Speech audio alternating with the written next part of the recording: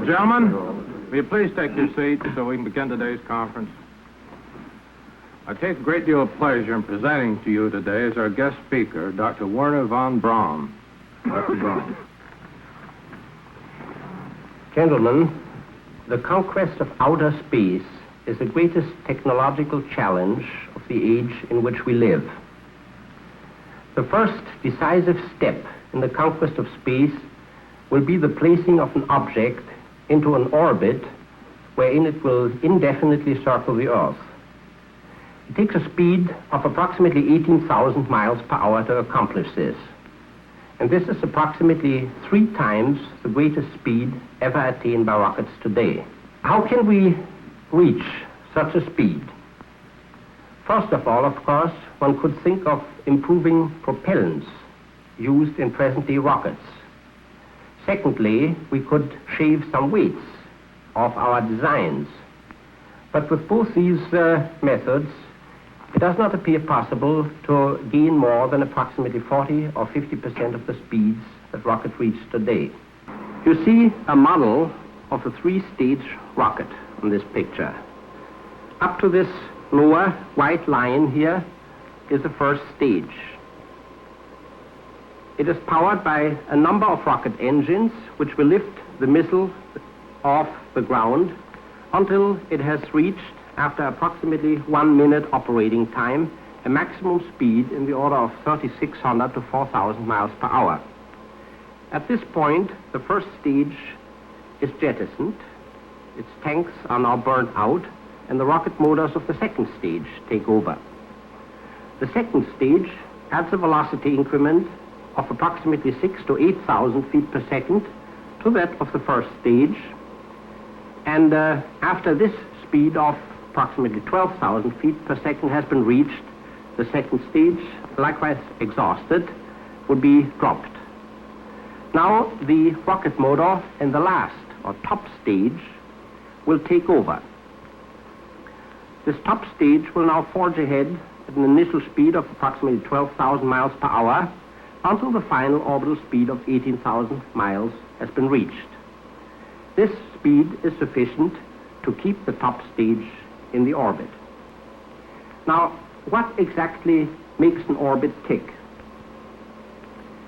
Imagine you put a gun on top of a mountain and fire it in horizontal direction. The gravitational pull of the Earth will pull the bullet down towards the ground, and after having traveled a certain distance, the bullet will finally strike the ground. Now, as we increase the muzzle velocity, the bullet will travel farther. And at a certain speed, the curvature caused by the gravitational pull of the Earth, which pulls the bullet down, will exactly match the curvature of the Earth. The bullet will then keep on flying around the Earth and will fall and fall, never being able to reach the surface of the Earth until it finally hits the breech of the gun from the rear. This is an orbit. You can establish such orbits at various altitudes. Theoretically, you could establish one immediately above the ground, but of course interference with the atmosphere would slow the bullet down and the orbit wouldn't be stable. So we have to go outside of the atmosphere. But once we are outside of the atmosphere, we have a free choice of any altitude we want.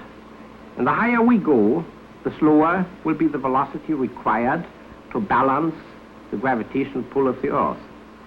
For it is the centrifugal force in the curved orbit that cancels the gravitational pull of the Earth and keeps the object in its stable orbit.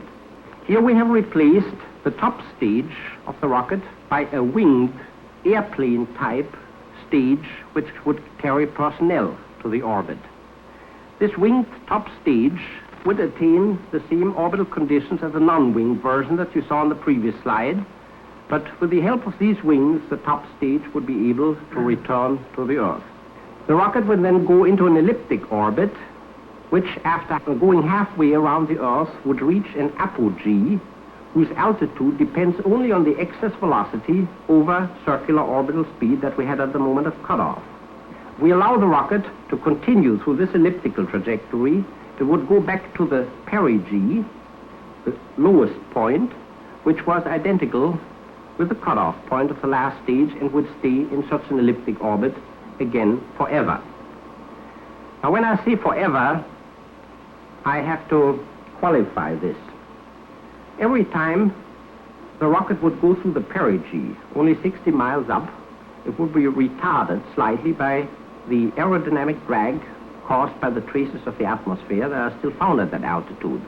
So every time it would go through the perigee, it would lose a little bit of that excess speed, and as a result, the next apogee would be somewhat lower. And this gradual loss in excess speed would gradually lead to a conversion of the elliptic orbit into a circular orbit 60 miles up.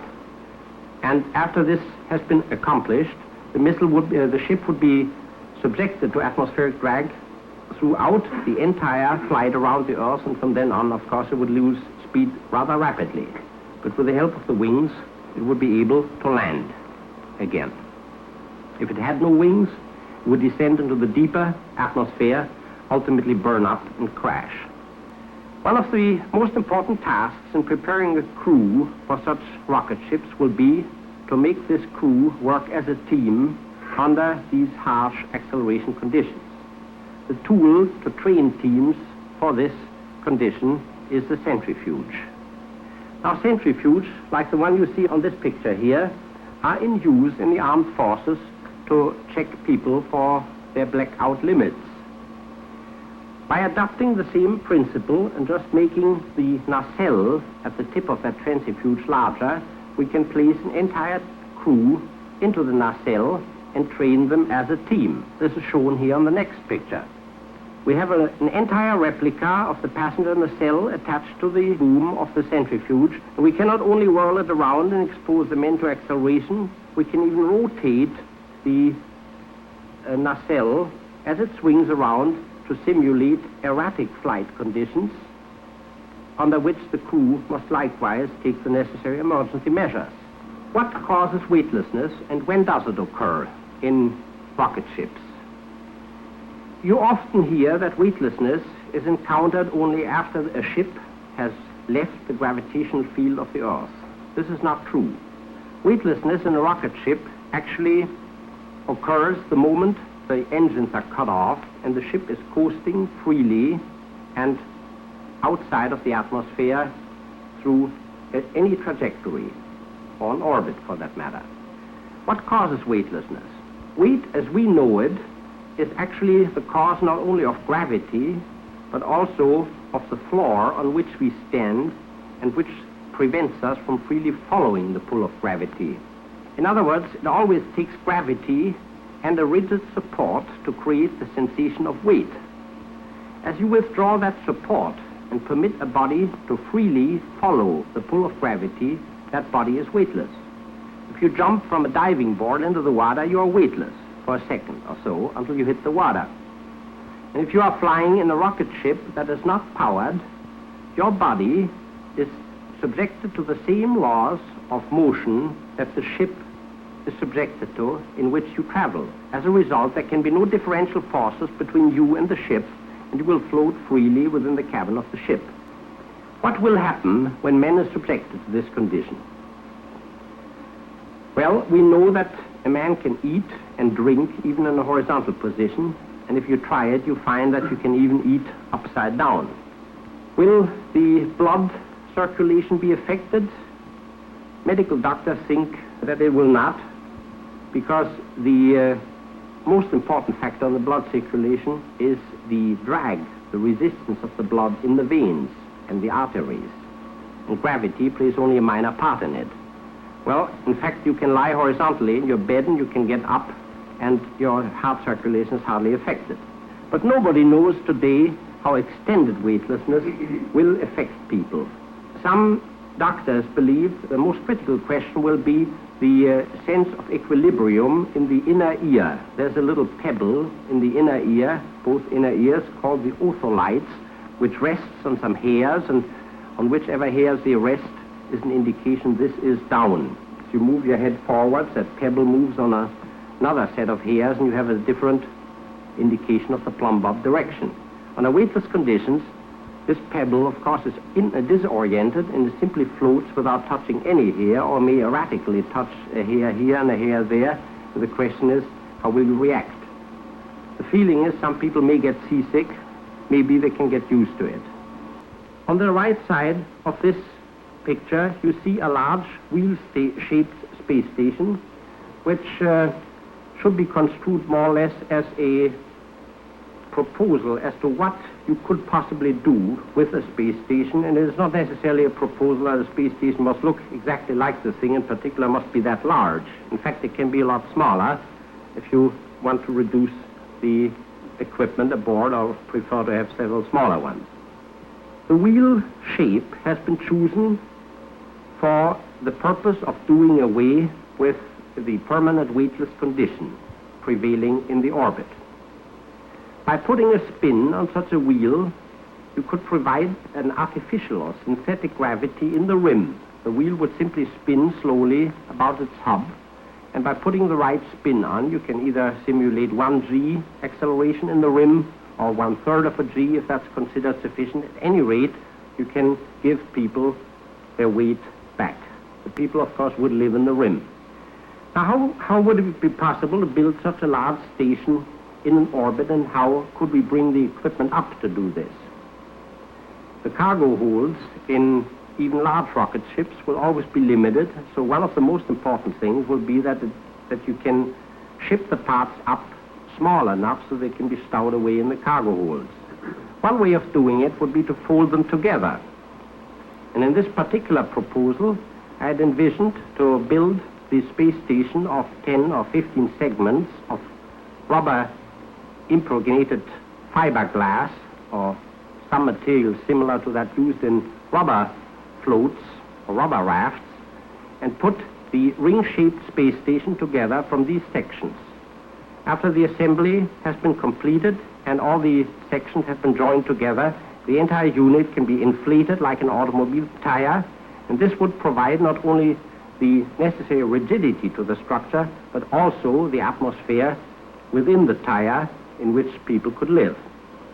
Of course, for an extended stay, it would be necessary to replenish the air and provide an air conditioning system, an oxygen replenishing system, and CO2 removal system in the station. Inside, such a space station may contain all sorts of equipment. There will be laboratories in the rim where phenomena can be studied which are not accessible to experimentation on the ground.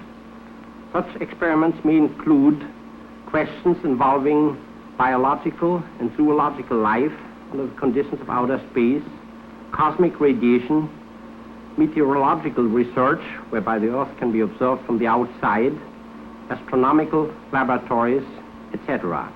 Close to the space station, there will be a powerful telescope. If you aim this telescope at the heavens, you can see the planets unblurred by atmospheric effects, and we can expect to be able to take photographs of planets like Mars or Jupiter with unprecedented clarity. As far as the military application of the station is concerned, it seems even feasible to use such a platform in space as a base for the bombing of objects on the ground. And it is my opinion that such bombing could be carried out with an unprecedented accuracy from such a station. The most important application of a space station, however, will be that it can serve as a jump-off basis for trips into deeper space. Once we are in the orbit, we can disregard a lot of the requirements required for rockets capable of ascending to an orbit. In the first place, we can completely forget about aerodynamic drag and streamlining, because any flights into deeper space will be outside of the atmosphere. Secondly, once we have attained orbital flight, we can break away from such an orbit and go out into deeper space with very low thrust ratings. The reason for this is simple. The weight of any ship circling in the orbit is already sustained by the centrifugal force in the orbit. So any pound of thrust you apply to an orbiting object in the right direction will enhance the speed and therefore carry the object further away from the Earth. And such acceleration of deep space ships can be carried out virtually with micro G's of acceleration. Of course, before we can fly people to the orbit, it will be necessary to provide ways and means of returning people. And it is my opinion that the return from an orbit is a task much more formidable than attainment of orbital flight itself. In other words, the problem of hurling a small object or even an instrumented object into a satellite orbit that is not Earth returnable is essentially a question of brute force.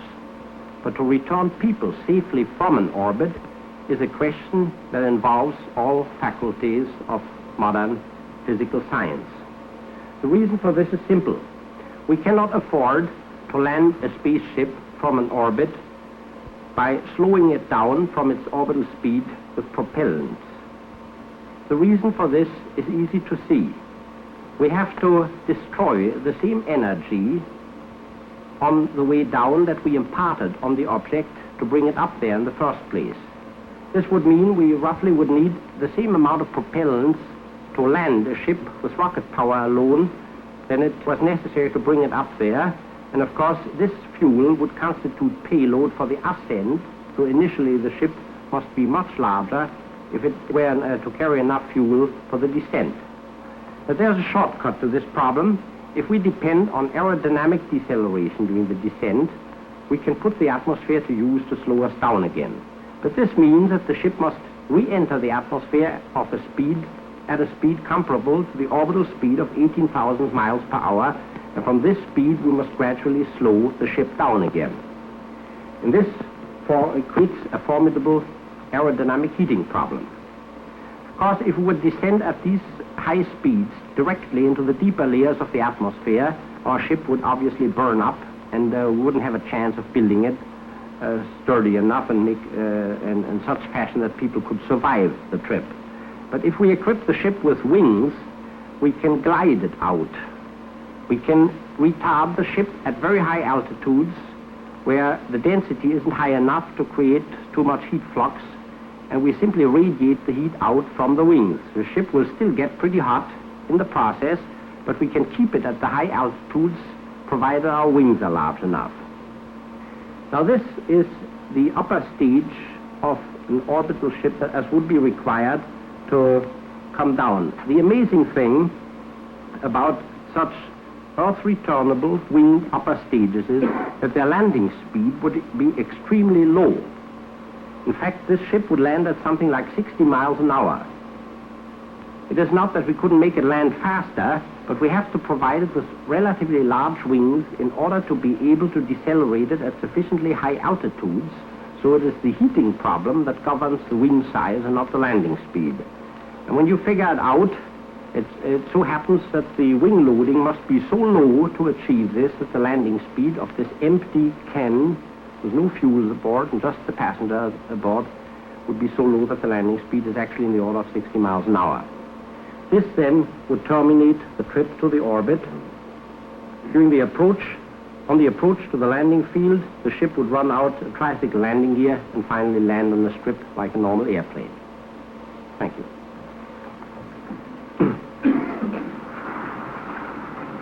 Gentlemen, Dr. von Braun has kindly consented to answer any questions you may have, and I presume that you'll have lots of them.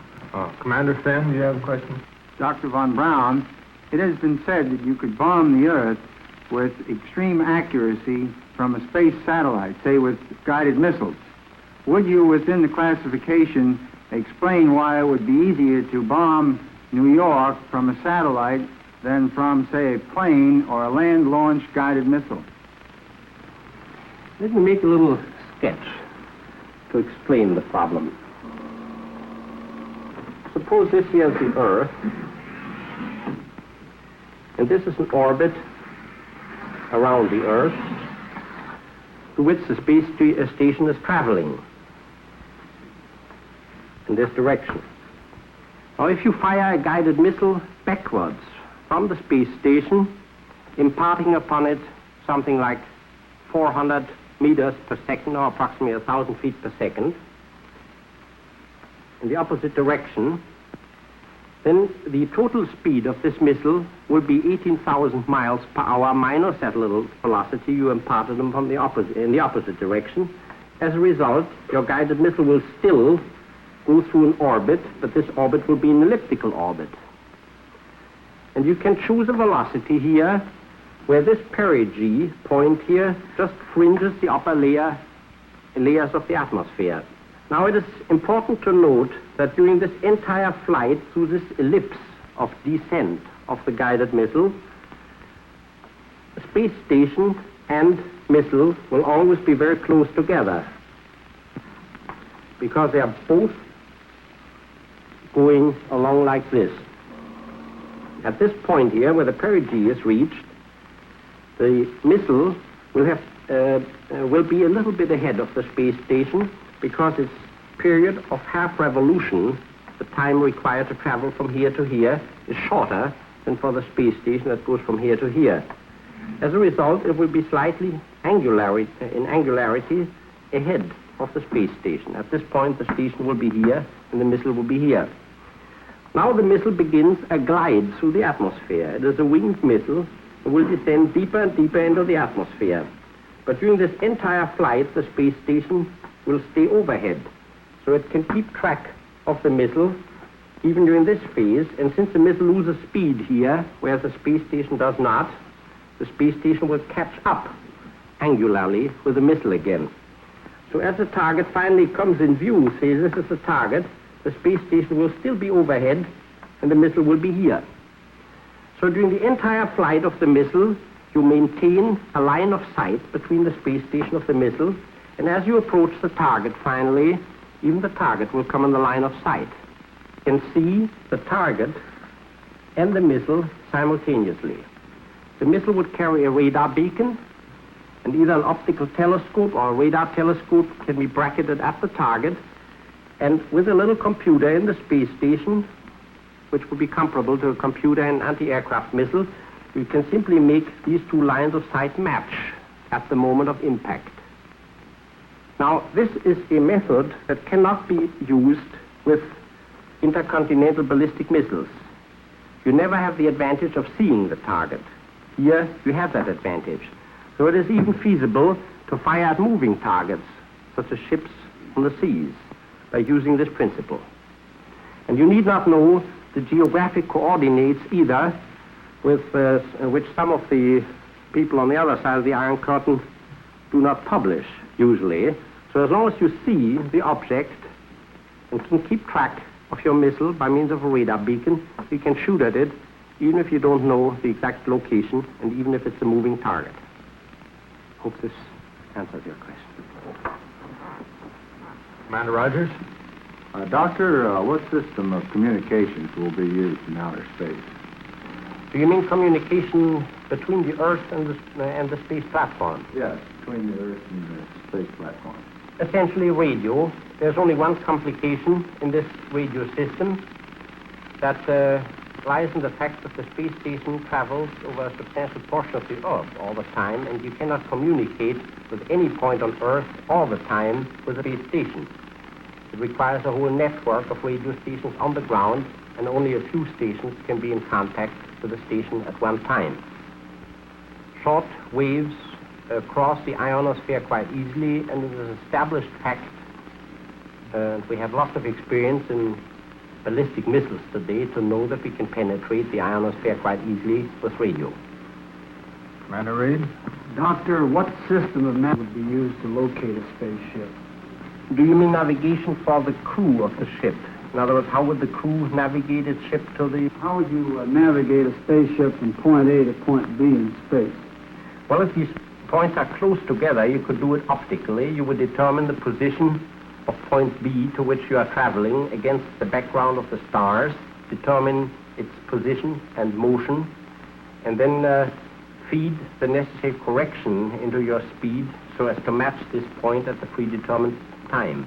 Now, if it's a navigation problem over greater distances, such as, shall we say, the rendezvous problem of one newly arriving spaceship with a space station, you would apply techniques like taking radar bearings or optical bearings And if the question is to set up the ship for a return maneuver to the Earth, that you want to land at a certain predetermined spot on the Earth, the emphasis would be on putting the right attitude on the ship for the initial landing maneuver and also time it properly. And this can be done with clocks, signals from the ground, and also with determining your position above the ground, simply by measuring what point you are just passing over from the surface of the Earth.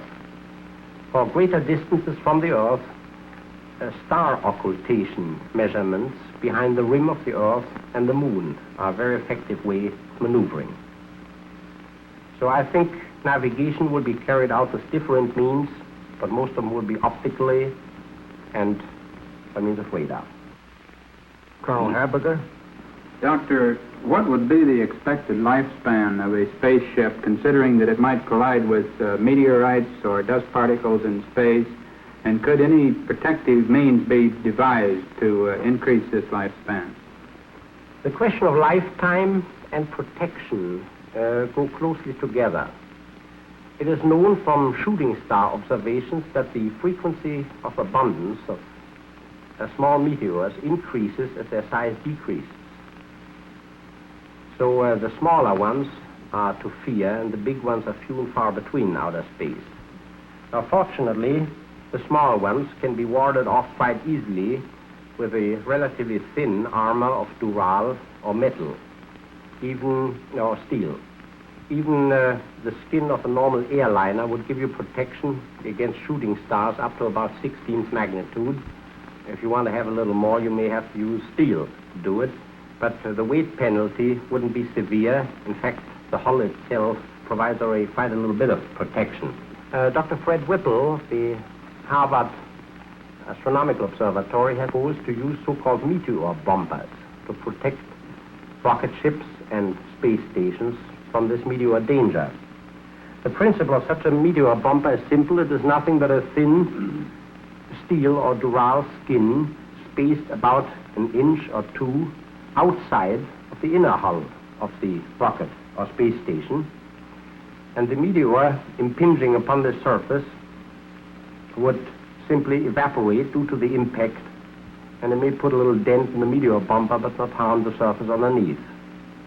If the meteor is large enough to penetrate this bomber, it will explode or rip quite a substantial hole into the thing, because the effect is very much that of a surface explosion on the metal, because all the kinetic energy is immediately transformed into heat. To answer your question of lifetime, we think we can provide protection without an undue weight penalty, shooting stars up to about 12th or maybe 14th magnitude, which still means tiny little particles not larger than a grain of salt. But those are the ones really to fear. With such a protection, it is possible to protect a ship or space station for a period of, say, 5 or 10 years. That is, of course, a statistical figure. It means the likelihood of a penetration would be one penetration in 5 or 10 years. You can easily step this up to 10 years or 100 years or 1,000 years by just providing slightly more material on the meteor bomber. So I think this is not nearly as tricky a problem as the protection of pressurized bombing planes against bullets. Colonel White? Doctor, my question has to do with velocities in space. From what I have read and what I have gathered from your discussion here today, I have formulated an opinion that theoretically there is no limit to the speed that man can reach in space. Would you care to comment on this, sir? As far as rockets are concerned, and they are probably the only conceivable vehicles to build up very great speeds in outer space, there is no theoretical limit in sight. There's a very definite practical limitation set by the amount of fuel that such a rocket can carry. And it's one of the reasons that the first endeavor will be concentrated upon putting something into an orbit